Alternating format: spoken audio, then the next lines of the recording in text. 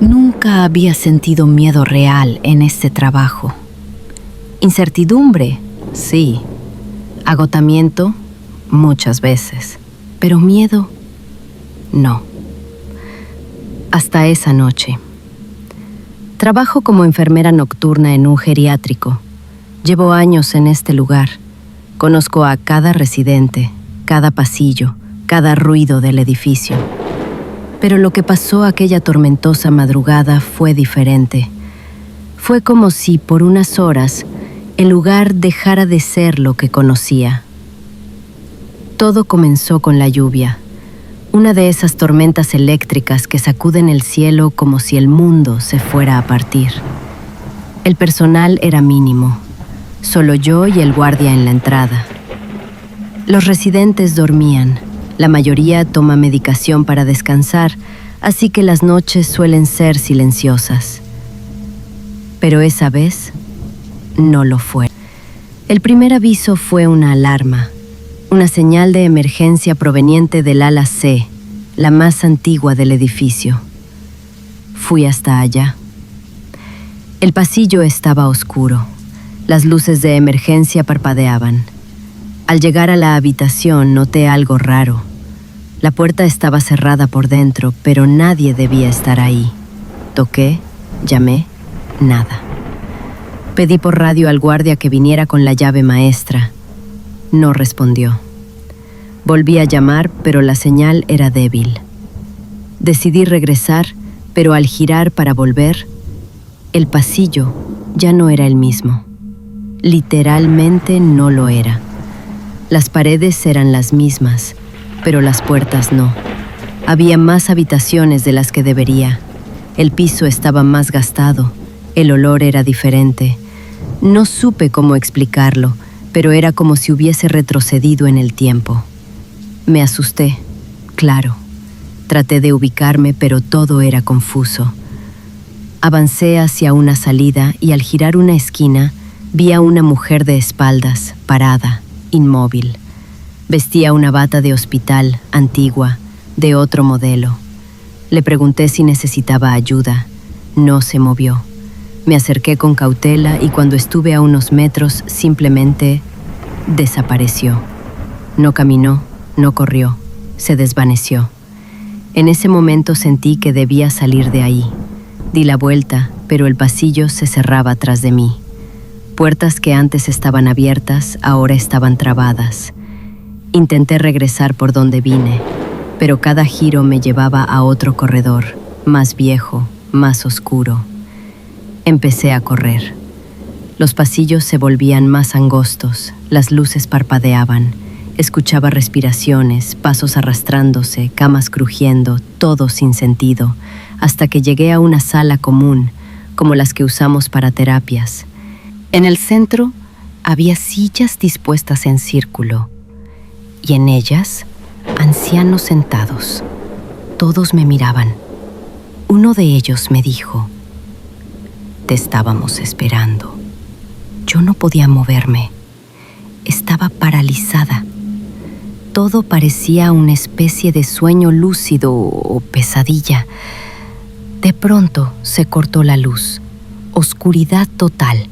Sentí que alguien me tomaba la mano. Una mano delgada, fría. Cerré los ojos. Cuando los abrí, estaba sentada sola en la estación de enfermería, con el guardia frente a mí, preguntándome si estaba bien. Según él, me encontró inconsciente en el pasillo del ala C. Dicen que fue un desmayo, que fue el estrés. Pero yo sé lo que vi, sé dónde estuve y todavía siento la mano. Desde esa noche, el ala C se mantiene cerrada por mantenimiento. Nadie dice nada, pero todos lo saben. Algo pasó. Algo está ahí. Trabajo como profesora de historia en un internado rural. Es un edificio antiguo, de muros gruesos, construido a principios del siglo pasado. Durante el año, aloja a unos 70 estudiantes, la mayoría de familias de pueblos lejanos. Esa noche de tormenta, el calendario jugó en mi contra. Era víspera de un feriado largo y casi todos los chicos habían regresado a sus casas. Casi. Un grupo de 6 estudiantes no pudo irse por cortes en la carretera. El director me pidió que me quedara a cargo hasta que sus familias pudieran venir. El viento golpeaba las ventanas y el trueno retumbaba como si las montañas respondieran. La electricidad fallaba cada tanto y el generador no siempre arrancaba a tiempo. Reuní a los chicos en el salón de lectura para que no se sintieran solos. Jugamos a las cartas, contamos historias. Todo parecía bajo control, hasta que escuchamos un golpe metálico en el pasillo. Pensé que el viento había abierto alguna ventana. Fui a revisar con una linterna, pero todas estaban cerradas. Sin embargo, había una puerta al final del corredor, entreabierta. No debía estarlo. Era la entrada a un ala cerrada del internado, desocupada desde hacía años por problemas de estructura. Al acercarme, sentí una ráfaga de aire frío. Empujé la puerta, y al otro lado vi un pasillo igual al nuestro, pero más oscuro, como si la luz no quisiera entrar. Volví con los estudiantes y les pedí que no se movieran. Uno de ellos, el más inquieto, me preguntó por el otro chico. Pensé que se refería a un compañero, pero me corrigió. No, el que estaba en la puerta. Sentí un escalofrío. Fui a la entrada. No había nadie. Cerré con llave. Minutos después, la luz se cortó por completo. El generador no arrancó. El salón quedó iluminado solo por una lámpara de aceite. Y entonces lo escuchamos. Pasos en el piso de arriba. Lentamente, como si alguien caminara descalzo. Subí con la linterna, llamando al guardia de seguridad, pero él estaba afuera revisando el generador. Al llegar al último escalón, lo vi. Era un niño. Llevaba un uniforme antiguo, no el actual del internado. La tela estaba raída y sus pies estaban mojados, como si viniera de la lluvia. Me miró, sonrió levemente y corrió hacia el ala cerrada. Lo seguí hasta la puerta, que yo misma había cerrado con llave minutos antes. Estaba abierta. Entré, y el pasillo parecía más largo de lo que recordaba. Vi al niño detenerse junto a una puerta, la empujó y entró. Cuando yo lo hice, la sala estaba vacía.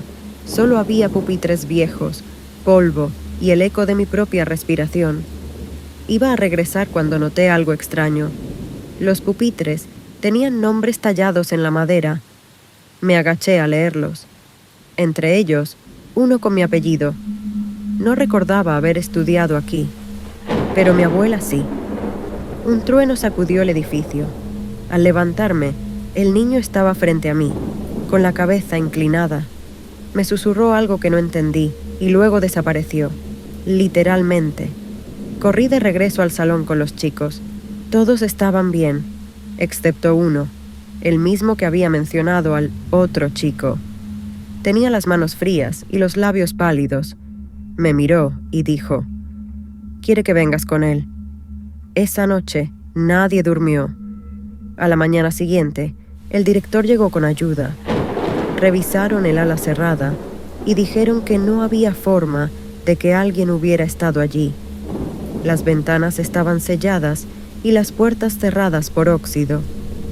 Nunca más volví a entrar en esa parte del internado, pero a veces, cuando paso por el pasillo principal, me parece escuchar pasos arriba y una risita breve que se apaga con la lluvia.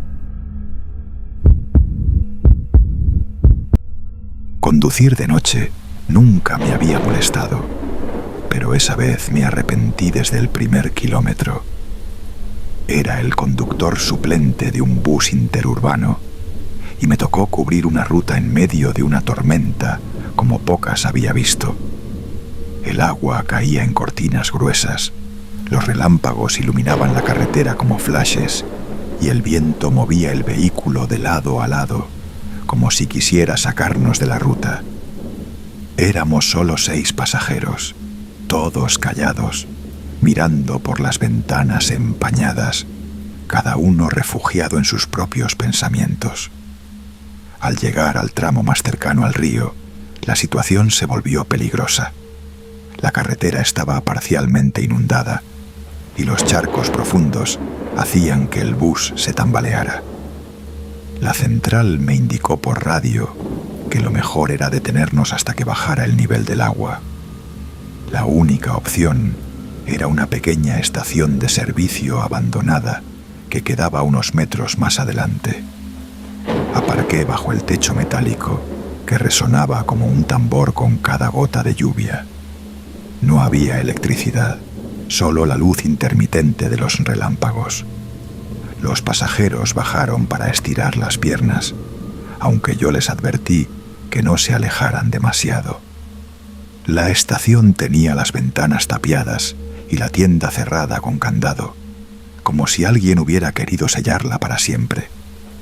Sin embargo, en un costado, bajo el techo que goteaba, descubrimos una puerta lateral entreabierta. Uno de los pasajeros, un hombre mayor, dijo que quizás adentro encontraríamos café o una radio para saber cuánto duraría la tormenta.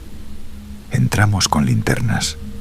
El interior estaba cubierto de polvo, con estanterías vacías y el olor rancio de un lugar cerrado por años. El eco de nuestros pasos se mezclaba con el retumbar de los truenos. Avanzamos hacia el fondo y de pronto escuchamos un golpe seco, como si algo metálico hubiera caído. Lo atribuimos al viento, pero entonces otra vez. Y luego pasos, no del viento. Eran pasos firmes, pesados, que venían de la zona de las antiguas oficinas.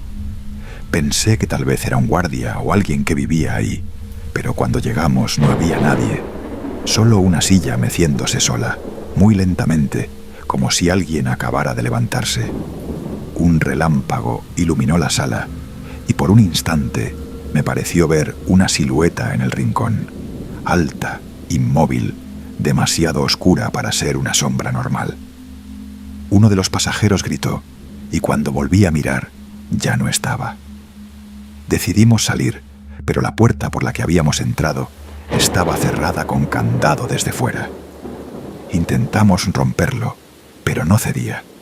Los pasos volvieron, ahora más cerca. El eco hacía imposible saber desde dónde venían.